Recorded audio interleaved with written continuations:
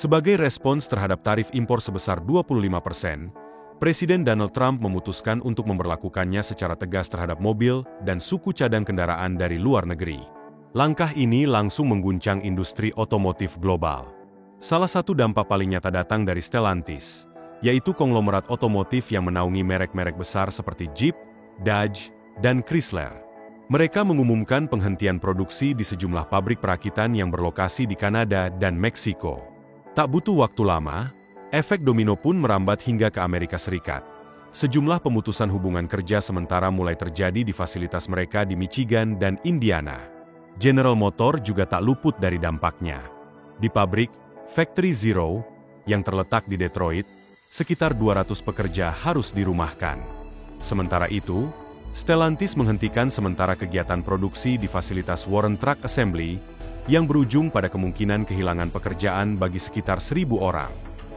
Kondisi ini mengingatkan kita pada dekade 1970-an, saat industri otomotif Amerika dihantam oleh kombinasi mematikan antara kenaikan biaya produksi, kebijakan ekonomi yang berubah-ubah, serta pemutusan kerja massal.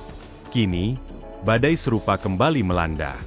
Dan di tengah pusaran ini berdirilah Jeep, Dodge, dan Chrysler, tiga ikon otomotif yang sedang menghadapi tekanan luar biasa. Keputusan Stellantis untuk menghentikan produksi di beberapa fasilitasnya menandai sebuah langkah yang bisa saja merombak peta persaingan industri otomotif secara menyeluruh.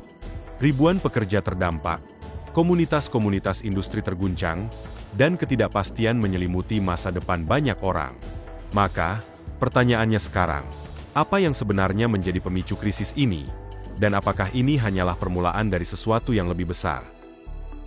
Video ini akan menyelami cerita di balik layar, menjelaskan alasan-alasan mendalam dari gelombang PHK yang terjadi, serta meninjau masa depan merek-merek legendaris yang selama puluhan tahun menjadi simbol kekuatan otomotif Amerika. Awalnya, jeda produksi ini direncanakan hanya akan berlangsung selama 90 hari. Namun, hanya 2 minggu setelahnya, Donald Trump mengubah pendiriannya dan mengumumkan bahwa tarif besar-besaran itu akan mulai diterapkan dalam hitungan minggu. Tanggal 2 April 2025 menjadi momen krusial. Saat itulah Trump secara resmi menyatakan tarif 25% terhadap semua kendaraan dan suku cadang mobil yang diimpor. Hanya berselang 24 jam, dampaknya sudah mulai terasa. Stellantis segera mengambil tindakan drastis dengan menutup operasional 2 pabrik utama, masing-masing berlokasi di Windsor, Kanada, dan Toluca, Meksiko. 2 wilayah ini merupakan pusat produksi penting bagi kendaraan seperti Chrysler Pacifica, Dodge Charger Daytona, Jeep Compass, dan Dodge Journey. Akibat penutupan ini, sekitar 4.500 pekerja di Kanada dan 2.500 di Meksiko kehilangan pekerjaan. Dan dampaknya tak berhenti di sana. Di Amerika Serikat, sekitar 900 pekerja yang terhubung dengan rantai pasokan global juga ikut terdampak. Banyak di antaranya bahkan tidak mendapatkan kepastian kapan mereka bisa kembali bekerja. Kami akan mengabari Anda nanti. Begitu kira-kira jawaban resmi yang diterima para pekerja. Menurut CNN, penutupan pabrik ini tidak hanya bertujuan strategis, tetapi lebih sebagai langkah penyelamatan darurat bagi perusahaan. Media teknologi otomotif, yaitu Electrek, yang mencatat bahwa lonjakan harga suku cadang membuat Stellantis tak lagi mampu menanggung biaya untuk menjaga jalur produksi tetap berjalan. Detroit News pun menyoroti bagaimana efeknya menjalar hingga ke pabrik-pabrik dalam negeri Amerika Serikat yang selama ini mengandalkan mesin dan komponen elektronik dari luar negeri. Bahkan fasilitas yang tidak secara langsung terkena tarif pun mengalami kelumpuhan akibat keterlambatan pengiriman dan kekacauan logistik yang terjadi secara berantai. Kini, saat kita memperhatikan lebih dekat, setiap merek dalam naungan Stellantis menghadapi tekanan yang berbeda-beda. Jeep harus meninjau ulang model produksinya, Dodge menghadapi risiko keterlambatan peluncuran produk baru, dan Chrysler harus mempertahankan relevansi di tengah persaingan mobil listrik yang semakin ketat. Mulai dari ketangguhan Jeep hingga performa jalan raya khas Dodge, setiap merek di bawah naungan Stellantis terkena dampak, meski cara mereka merasakannya berbeda-beda. Baru-baru ini, Kongres Buruh Kanada bersama para tokoh serikat pekerja di Windsor berkumpul untuk membahas dampak kebijakan tarif 25% yang diberlakukan Presiden Trump atas mobil-mobil asal Kanada.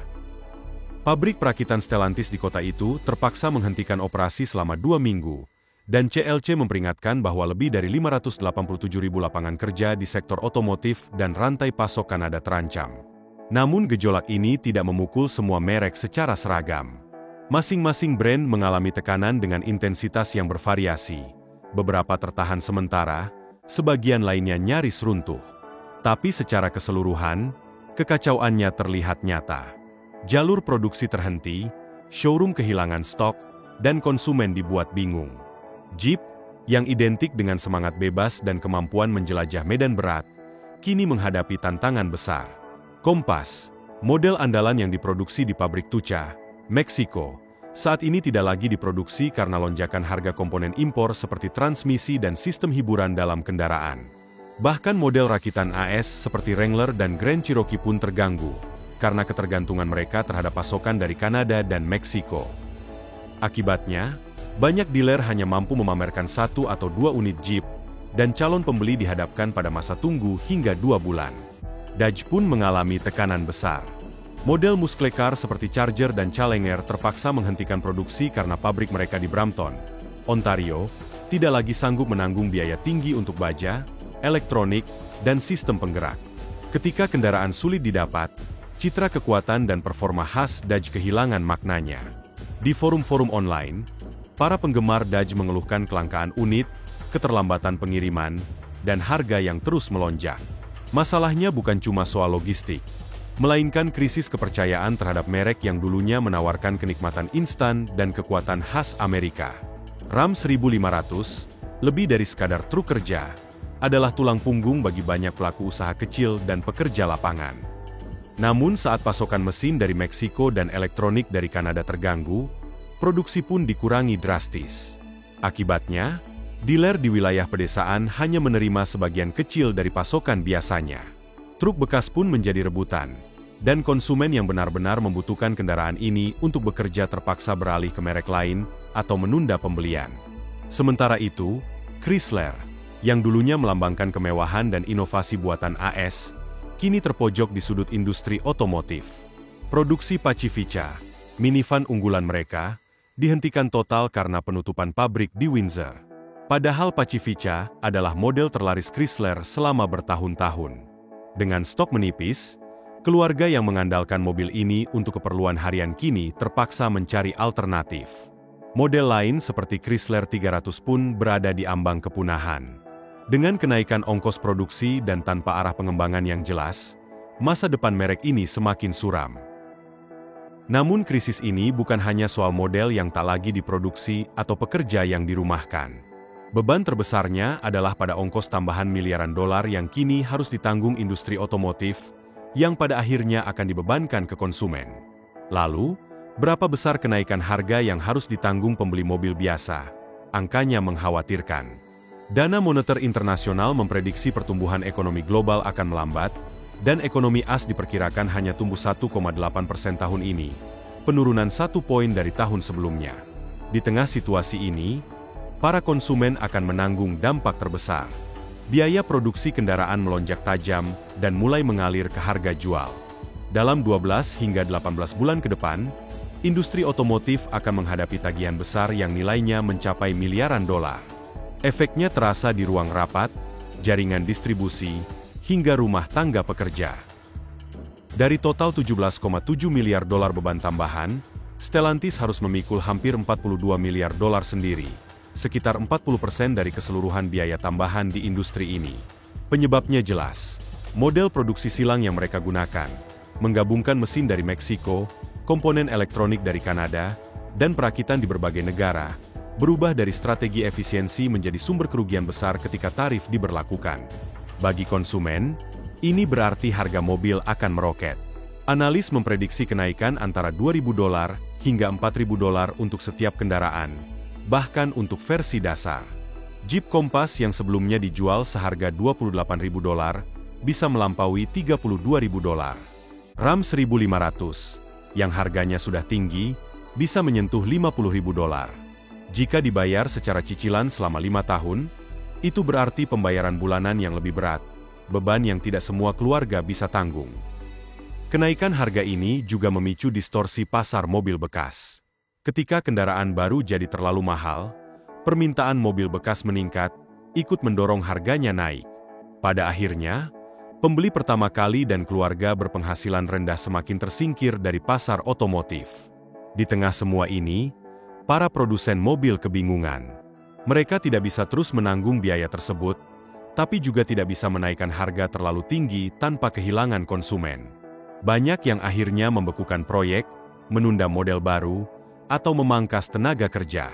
Model bisnis berbasis globalisasi dan efisiensi biaya kini goyah diterpa gelombang proteksionisme. Maka, pertanyaan besarnya, mampukah Jeep, Dodge, Ram, dan Chrysler bertahan? Penjualan Ram sempat mengalami lonjakan stok, namun data kuartal pertama menunjukkan tren penurunan tajam. Para pekerja kini menghadapi masa depan yang tidak menentu. Hanya diberitahu bahwa penutupan sementara akan diikuti evaluasi, tanpa jaminan apapun. Kekhawatiran menyebar, terutama karena tak ada kepastian kapan produksi akan kembali normal, atau apakah akan kembali sama sekali. Dan seperti yang diceritakan banyak orang di lapangan, krisis ini bukan hanya soal logistik atau keuangan, melainkan menyangkut masa depan industri otomotif Amerika Utara itu sendiri. Artinya, harga Jeep Compass yang sebelumnya dibanderol sekitar $28.000 bisa dengan cepat menembus angka $32.000. Ram 1500 versi standar, yang bahkan sebelum krisis ini pun sudah tergolong mahal bagi banyak calon pembeli, berpotensi dijual hingga menyentuh $50.000. Jika pembeli memilih skema cicilan 5 tahun, lonjakan harga ini berarti beban bunga yang lebih besar dan angsuran bulanan yang makin sulit dijangkau, terutama bagi keluarga berpenghasilan menengah ke bawah. Namun dampaknya tak hanya soal nominal di label harga. Ini adalah guncangan sistemik, sebuah distorsi menyeluruh di pasar kendaraan. Saat mobil baru melonjak harganya, permintaan terhadap mobil bekas pun ikut terdorong. Alhasil, harga kendaraan bekas, yang selama ini menjadi penyelamat bagi mereka yang ingin kendaraan layak tanpa membayar mahal, turut naik. Mobil-mobil yang dulunya terjangkau kini menjauh dari jangkauan banyak orang. Efek dominonya sangat terasa. Kesenjangan pun semakin melebar antara konsumen yang mampu menyerap biaya tambahan ribuan dolar tanpa goyah, dan mereka yang harus menghitung ulang setiap sen demi bisa memiliki kendaraan. Pembeli pemula, keluarga muda, hingga rumah tangga berpendapatan terbatas terpaksa mundur dari pasar otomotif. Apa yang dulunya menjadi simbol mobilitas ekonomi, kini berubah menjadi beban yang sulit dijangkau. Sementara itu, pabrikan otomotif pun tak kalah bingung. Mereka terjebak di tengah tekanan ganda, biaya produksi yang melonjak drastis, dan keharusan menjaga harga jual agar tetap kompetitif. Tidak mungkin menanggung seluruh biaya tambahan tanpa dampak. Tapi menaikkan harga secara penuh juga berarti kehilangan konsumen. Akibatnya, langkah-langkah pahit mulai diambil. Penghentian lini produksi tertentu, penundaan peluncuran model baru, pembekuan perekrutan, hingga pemangkasan tunjangan karyawan. Sistem yang dulu menopang industri otomotif global, berbasis perdagangan lintas batas, efisiensi produksi, dan harga yang stabil, kini runtuh diterpa badai proteksionisme. Model bisnis yang selama ini memberi keuntungan besar dan skala ekonomi, justru kini menjadi sumber kerentanan. Maka, pertanyaan besar pun mengemuka, apakah Jeep, Dodge, Ram, dan Chrysler dapat melewati krisis ini dengan utuh?